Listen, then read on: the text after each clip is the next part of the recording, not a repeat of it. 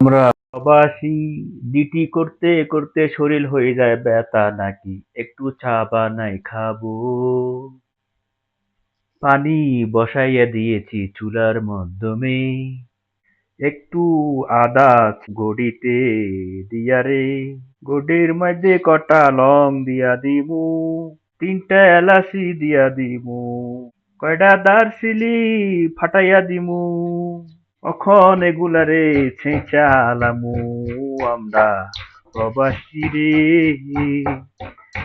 গায়ের বেতায় রংসা বানাই খামু যে, আদা লং এলাচি ছেঁচা শেষ গো, অখন আমরা এটাকে গরম পানি দিয়া দিমু গো, ছেঁচার মধ্যে গরম পানি দিয়া দিতাছি, বালা করি ছেঁচা আদারে গুইলা লইতাছি,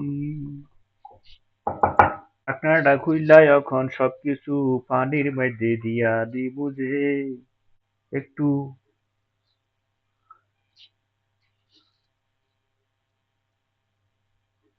দারচিনি লং এলাচি দিতাছি, আরো সঙ্গে দিতাছি একটা তেজপাতা যে, আরো সঙ্গে দিতাছি যে একটা তেজপাতাতে, দিমু তবে হালকা একটু নুন, হয়ে যাবে চায়ের তো গুণ। সবকিছু দেওয়া শেষ, এখন একটু চামিচ দিয়ে গুইটা হালামু, এসা খাইয়াই আমরা শরীরের ব্যথা দূর করমু। কেন এসা খাই জানেন আপনারা? কেন কমু দুঃখের কথা, এসা খাইয়াই আমাদের ডিউটি করতে হয় রাত্রে যাইয়া। আপনাদের বুঝাই কি করে, একজন প্রবাসী হাজার কষ্টের মধ্যে থাকার মধ্যে চা বানাই খাইতে হয় নিজে যে, এই দুঃখ বুঝলো না কেহ, কার কাছে বলবো? আসুন আপনারা একবার আপনারা এই প্রবাসে, তাহলে বুঝবেন দুঃখ।